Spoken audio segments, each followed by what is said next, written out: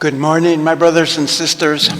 Good morning. Actually, my favorite one, you didn't say it quite the way she said it, is, "Don't you think I know that?" And guess who she said that the most to?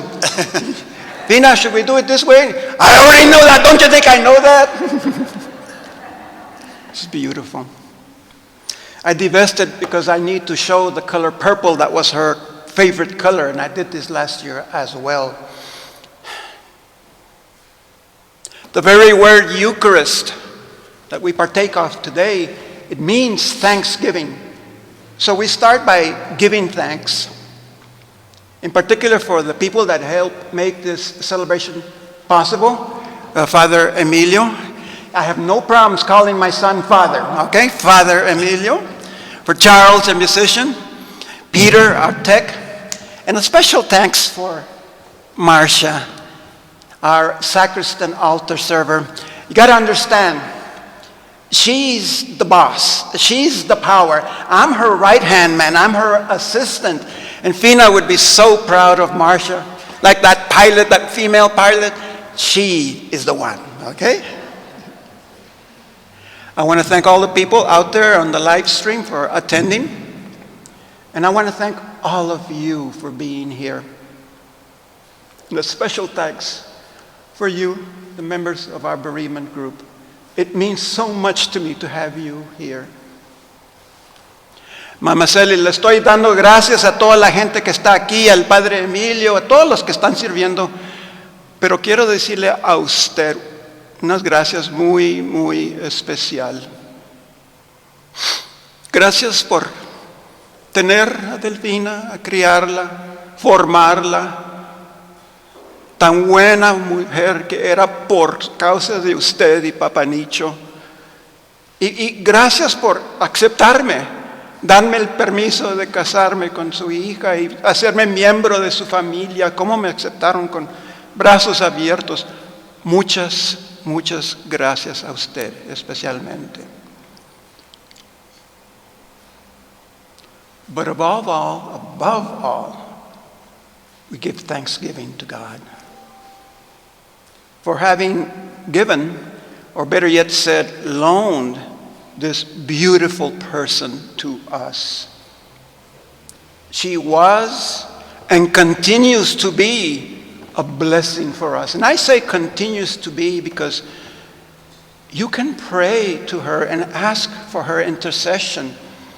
Those of you that were here 2 years ago when we did the rosary, Father Emilio and I witnessed to many, many healings that night because of her intercession. And the first healing was me. First person that she thought about to intercede, Lord, please help him, was her beloved husband. Always pray for her intercession in your hour of need. A blessing. She enriched and impacted our lives forever. We are a better and a happier people because of her. She brought us joy, made us laugh. You know, the thing about Delfina, her telling jokes, the joke about her telling jokes is that she could never tell a joke.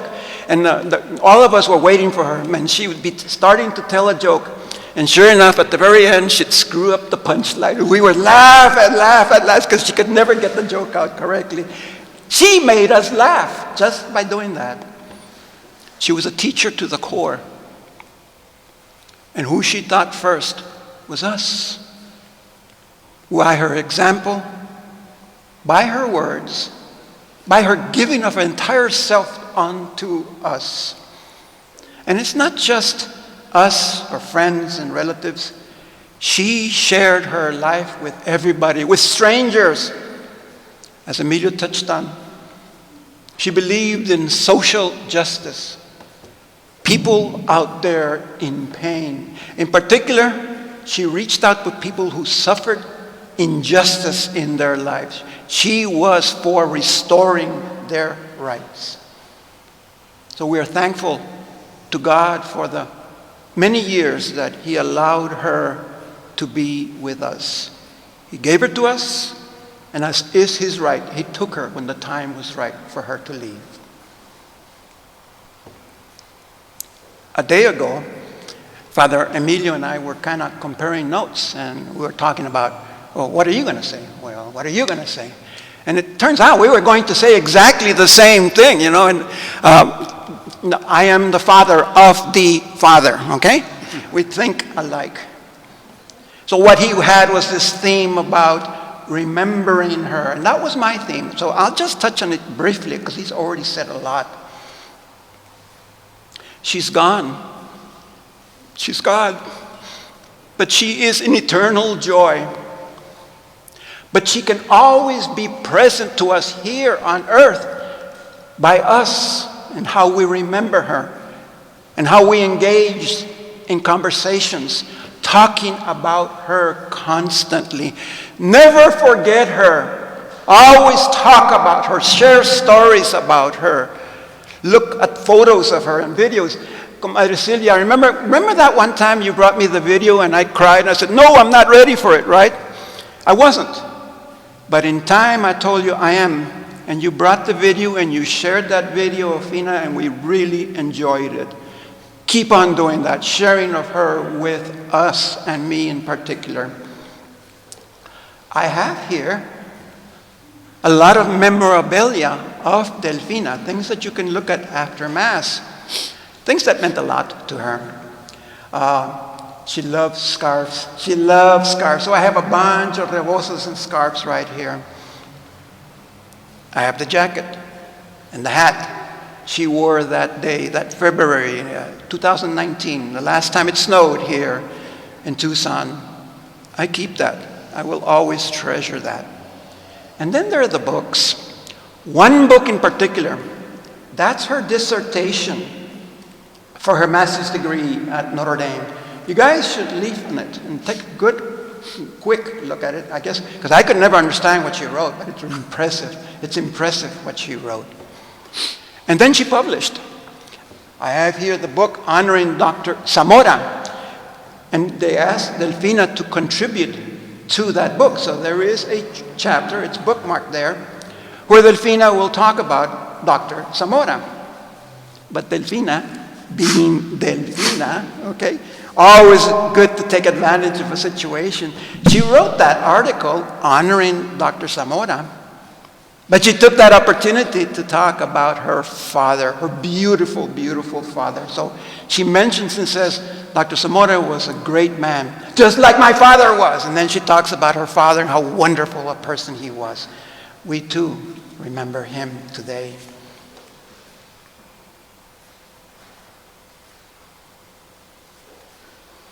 And there's one other thing that's kind of special in the memorabilia. And this is kind of neat. I have a copy, but there's about 3 copies down here. The day she testified in front of Congress. Yes, she did that. And what she did is, she was living in Washington, D.C. at the time, and she went out on her lunch break.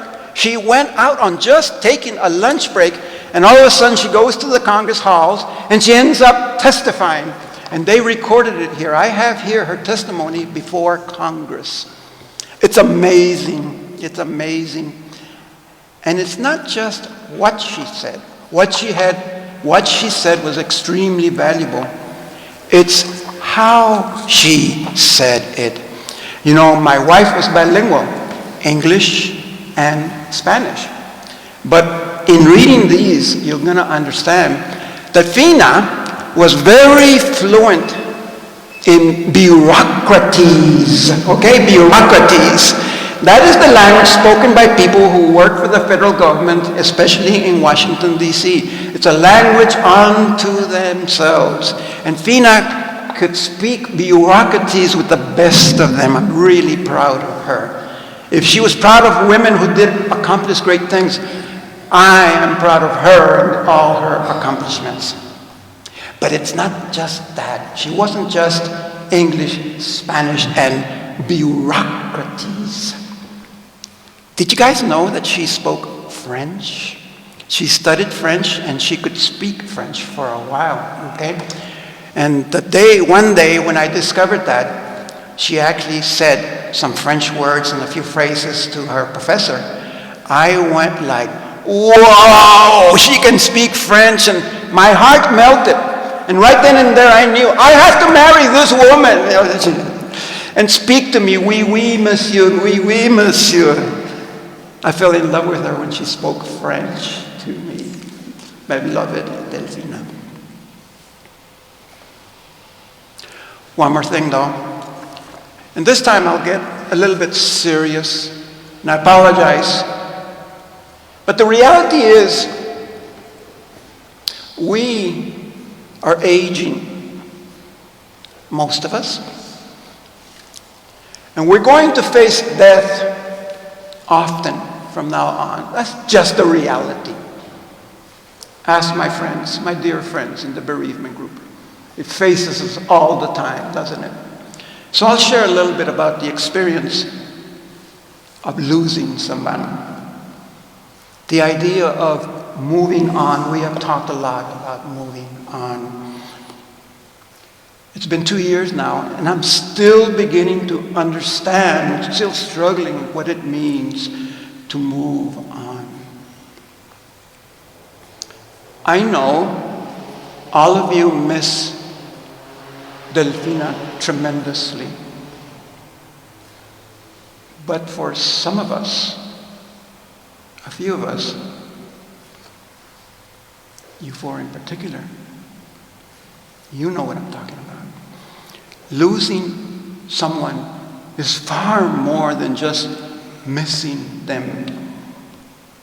Losing someone has a profound and deep impact in your life.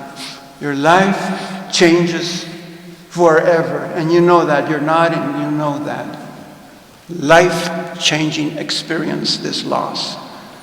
And the pain, we're beginning to realize, it will never go away. It will always be there. Perhaps it'll lessen a little bit, but we will always hurt from this deep, deep loss. So I've reflected on it. What does moving on mean for me? Just me in particular. 3 things. 1, truly accepting that she is gone. And that's not as easy as it sounds. Okay? I am still in denial at times.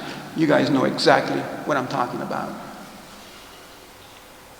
Accepting that she's gone. 2, accepting that it will always hurt. There will be no time when we are going to be pain-free. It might be better, but we will always hurt, for some of us. But the 3rd thing I really want to share with you 3 and 4 in particular is that we embrace a new life.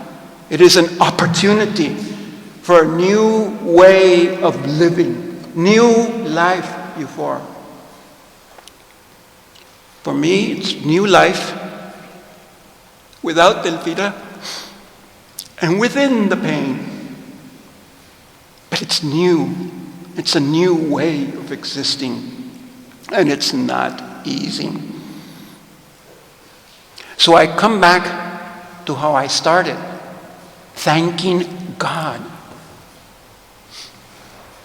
Because what I have experienced in this time, and I've shared with you, we can't make it without Him. We can't. We can't.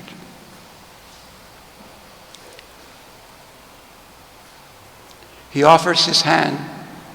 He extends His hand and says, take it, Rico. Walk into this new life that I've given to you, but with me. What comes to mind is Saint Therese, the child Jesus. As she was dying, her body racked with pain. She had a very painful death. She would sit up on her bed and she would say, with a smile on her face, everything is grace. Everything is grace. This new life, literally for me, is a gift from God. But the only way I can enter into this new life, I'm sharing this with you four in particular, is with Him. Is with Him and His grace. It's the only way we can carry on and move on. And it's kind of interesting. Charles asked me if I wanted any particular songs, remember? And I said, none. I trust you, Charles, and I still trust you. But it's very interesting, the song that he chose to close this celebration. Unas cuantas palabritas para mi suegra, Mama Celi. Doy gracias a Dios por Delfina, el don de que ella era en nuestra vida. Todos somos mejor personas por medio de tener y conocer a Fina en nuestras vidas. Y por eso yo le digo las gracias a usted por traerla aquí en el mundo. Pero Dios quiso llevársela, era su tiempo. Fue prestada a nosotros y Él sabe cuándo es tiempo. Pero una de las cosas que dije en inglés es que tenemos que recordar a Fina siempre. Cuentos de ella, fotos, aquí tengo todos sus rebozos, sus libros. Tengo la chaqueta que usé ese día cuando nevó aquí en Tucson. Es importante que seguimos platicando de ella, que no se desaparece dentro de nosotros. Y al fin, Mamá Celi, hablé de vida sin ella. ¿Cómo tengo que aceptar eso? Sin ella, con el dolor, pero vida. Y lo pienso como vida nueva que Dios me ofrece. Y a todos ustedes también. Look for new life. Look for new life.